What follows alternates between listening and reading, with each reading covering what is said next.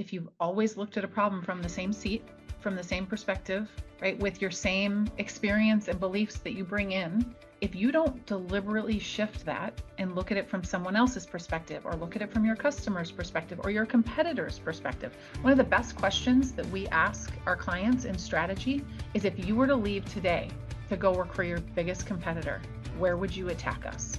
You would be shocked. We could get hours of conversation based on one question, because no one's ever sat and thought, how do our competitors look at us? We think about them all the time, but we think about how they look at us? And so that's just an example of, you have to put yourself in different seats and different perspectives. And for me, even as a CEO myself, it's putting myself in uncomfortable places and doing things that are new to me, even as a CEO, because it shifts how I look at the world, and it shifts what I see in the market and the opportunity. Welcome to Grow Think Tank. This is the one and only place where you will get insight from the founders and the CEOs of the fastest growing privately held companies. I am the host. My name is Hammett. I help leaders and their teams navigate the defining moments of their growth.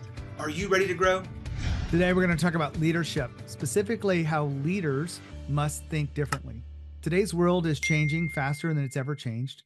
Technology is advancing, and marketing changes and shifts in economic forces requires our leaders to think differently. And that's exactly what we're going to talk about today. Today, we have Jaime Taets. She is the founder of Keystone Group International. They do management consulting. They help organizations that are in growth mode continue to keep that growth through the right strategy. And really excited to have Jaime on the show today, talk about leaders must think differently. Now, hopefully you're looking at this and leaning in going, yeah, I agree, because the way that we're working now and the way our managers are operating, we need more from them. We need them to think more strategically. We need them to think more proactively. We need them to think more about the customer perspective sometimes. All of this wrapped up together is leaders must think differently. And that's what we unpack today with Jaime. My name is Hammett. I am an executive coach. We do leadership development for managers that want to become leaders. And we also do cultural transformations. If you think about that, it is a mouthful, but all of it aligns together to working with organizations that want to continue to grow and really execute at a systematic, predictable level for their growth. And that means getting people aligned together. That's what we do best. We work with mostly Inc. 5000 level companies that are growing fast. So if you're curious about that, make sure you check out the work we do at Core Elevation. Now, one more aspect, if you're not wanting to talk to us yet, you don't want to explore working with a coach or working with our team in any way, but you want to tune in to the work that we're doing, then we offer virtual conversations. We do these once a month. In August will be our next one, because we're launching a book this year called Tough Conversations, which I'll tell you about a little bit later in the show. But you want to make sure that if you want to join other CEOs, other people who've been on the show before, into a conversation around something that resonates with you, then join us. We will be talking about culture is everything, which is very in alignment with what we talked about today. Culture and leadership was a big part of today's conversation with Jaime. But if you want to join us for that virtual conversation, just go to coreelevation.com/virtual conversations. Absolutely free. You just have to sign up, and we will invite you to come to the next one. All that being said, buckle up, and here's the interview with Jaime. Jaime, how are you? I'm good. How are you? I am fantastic. We're going to have a great conversation about leadership. You've got some strong thoughts on this, but before we dive into that, tell us about your company, Keystone Group International. Yeah, so we're a boutique management consulting firm that helps organizations, typically high growth organizations, grow with less pain. Not no pain, because that's not possible, but we help through long range strat planning, leadership activation, which is a concept we can talk about here today, and then culture. So we help them understand how their culture can create kind of the lift that their business results and their strategy needs. So we do similar work. I think there's some crossover with leadership activation and development. I don't get into the strategy much anymore, but that's where I started my career. I'm just kind of curious, how are things changing in your world over the next 3 years from your best guess? Well, so it's really interesting depending on the industry, but we can talk about this a little bit as it pertains to leadership, but what we're seeing is this almost atrophy of our strategic thinking muscle since COVID. Because what all companies had to do, what all leaders had to do, is they had to really just get into kind of crisis mode and what was right in front of us. So it was month to month, quarter to quarter. And although we're not still in that mode, a lot of leaders are still operating like that. And so when we see kind of the market and what's happening is there's so much opportunity that we believe is not being captured by or exploited really by companies that have the potential to do it because we're just focused on our annual plans and we're not taking that long range look. And so that strategic thinking muscle is something that most executive teams, when we come in, they're like, we had no idea we weren't doing this, right? We weren't thinking at the right level about what the opportunities are. So it's good for business for us, but it's kind of sad to see sometimes because there's a lot of untapped potential out there on what companies could be taking advantage of. I agree with you on this, and I do hear a lot of people that have been on the show before that I ask in questions outside of the recorded interview. What's your biggest challenge? And they will say that our people aren't thinking strategically enough. Do you have any ways to activate more strategic thinking inside of our culture? Yeah, we have our whole framework. I mean, it's really what it's Yeah. about, and it's focused on asking ourselves different questions, and that's something companies can do on their own. And if anybody reaches out, I'd be happy to give you, lists of questions. But it's thinking about our market and our customer and our competitors, and we just get used to what we know, right, inside our walls, and we focus on these are the things we need to do better. When really we need to focus on what's happening outside our walls, the outside in strategy to then form our inside out strategy, but we typically do it opposite. And so I think the biggest thing is asking yourself different questions, getting an outside perspective. And Jean, that's what you and I do for companies. I mean, yes, we cost money and yes, coaching, right? But it's an investment in helping your leaders step back away from the forest and look at it from a different perspective, which is really needed right now.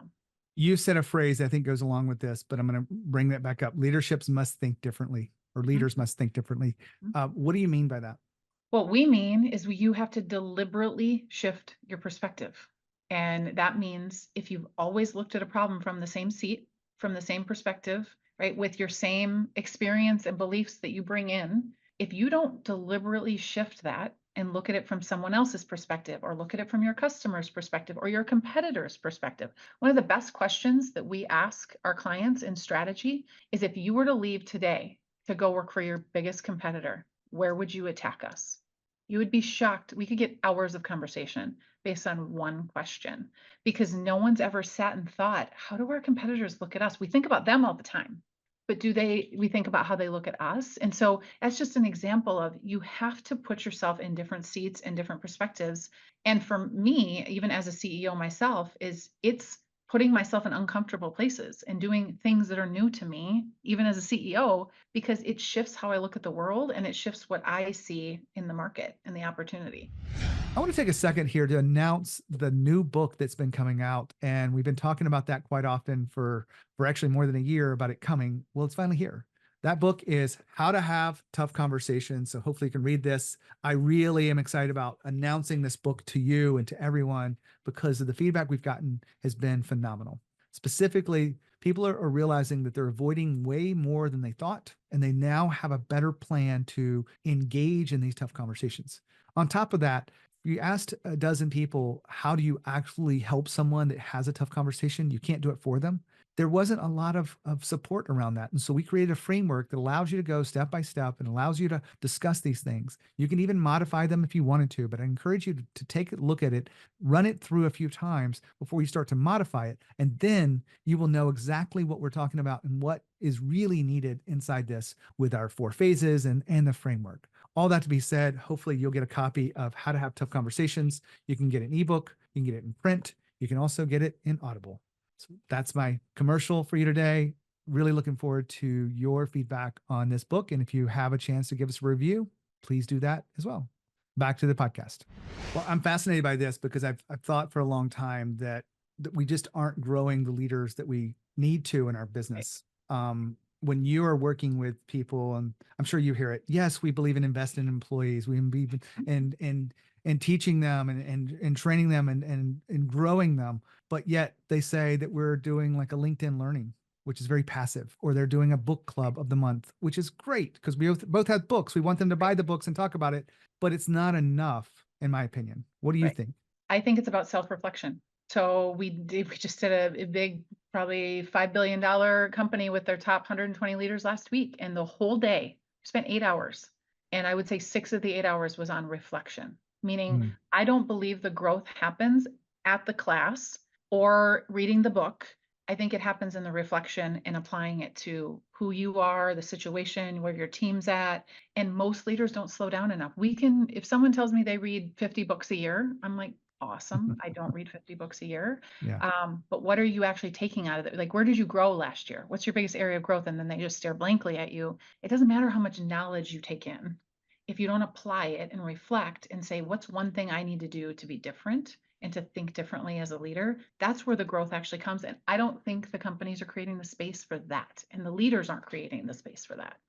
I have said for years that a lot of leaders focus on the wrong thing. And by this, I mean, they focus on the work, not necessarily the people. And the phrase I'll use is managing the work and leading the people are different, but most people confuse the two. Have you noticed that across your clients? Yes, it's the management, leadership dilemma. And we did this last week with this group. We said how much time, and we put up lists of like, what are management tasks? What are leadership kind of tasks? How much time are you spending? And I would say 85% of the room was 65% or more in management and 30% or less in leadership. And they didn't want to be that way, but it took that realization of I'm continuing to spend time in management. And the reason is because of domain expertise, because I can do it. And when you value domain expertise as a culture, you tend to have managers and not leaders, because people are rewarded for being the smartest engineer is the leader of engineering, and the smartest, person with the most experience is the leader of this group. And I think we have to look beyond domain expertise. Some of our most successful clients are ones that actually take executives and leaders and rotate them. Because if you're a good leader, you should be able to manage the engineering team without having to be an engineer at some level. Now, Jamie's been talking about managers versus leaders. One of the things I like to do is make a distinction here because I want you to not confuse the two. Managers focus on the work, whereas leaders focus on the people. Managers really want to receive credit for the impact that they're making, whereas leaders are looking to grow people and give them the credit for that growth. Managers really focuses on small adjustments to maybe make things more efficient over time, whereas leaders are looking for a new way of doing something, an innovation, or maybe it's a new way to automate or strategically get to the same point. Maybe it's less effort, less people, whatever it may be. Maybe it's just more efficient. Maybe it's just better to do it that way. So leaders are really looking to step up a few levels, whereas managers are looking for this incremental growth. Now, I could go on and on here, but my point is that you want to make sure that you are, developing the managers into leaders, because when you do that, you have the ability for them to grow the other people around them. You have that to be able to, really increase the skills of leadership across the organization, and not just, a few people know how to do it. More people know how to do it over time. We find that leadership at all levels is really the key. Now, before I go on and on here, let's go back to Jamie and see what else she has to say about leadership and leaders. Before I go on anymore, let's go right back to Jamie to talk about leaders must think differently. Yeah, that is a challenge I see with a lot of our clients. They will promote using that Peter principle that it's come up quite often to a place of incompetency. Because if someone's a good manager in a domain expertise, great.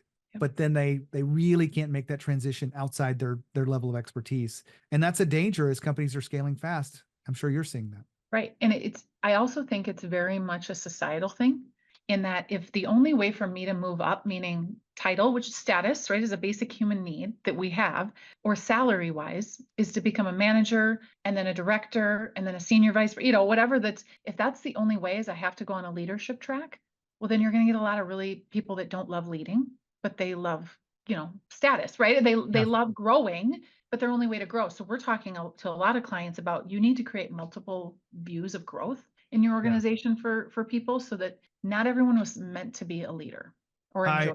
I agree with that. There should be paths for expertise and not having to lead people. And you see that with rock star salespeople that just don't leave them alone and let them just do what they do. And same thing with coders and same thing with project managers.